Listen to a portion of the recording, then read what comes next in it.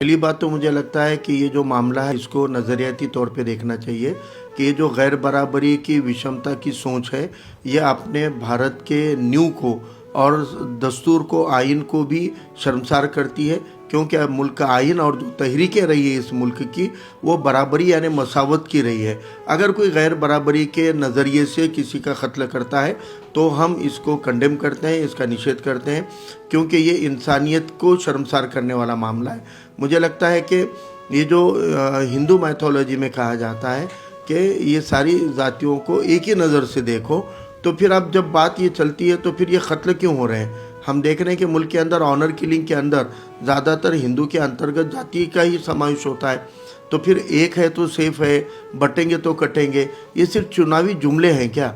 अगर ये चुनावी जुमले हैं, सिर्फ सत्ता पाने के लिए इस्तेमाल किए जाते हैं, तो इसको अमल में भी तो लाना चाहिए। मुझे लगता है कि इस घटना ने इस मामले की पोल खोली है, इस मामले की कलई खोली है, और ये जो मामला है इसको तंग नज़रिए से देखने के बजाय इसको एक ब्रॉड सेंस से देखने की ज़रूरत है।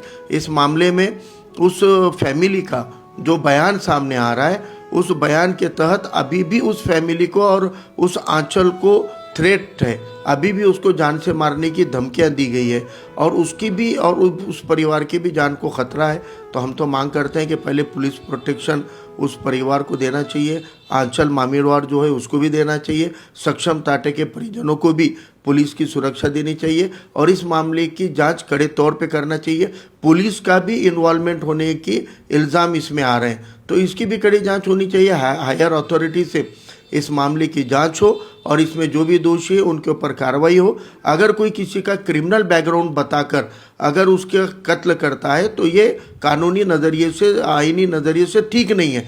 कोई भी किसी के ऊपर 2-4 गलत इल्ज़ाम लगा दे और उसको क्रिमिनल बता दे और उसका कत्ल कर दे, तो ये इख्तियार भारत का आइन उनको नहीं देता है, भारत का संविधान नहीं देता है। इसलिए हमारी मांग है कि इस मामले की पूरी तरह से नए सिरे से जांच होने की ज़रूरत है।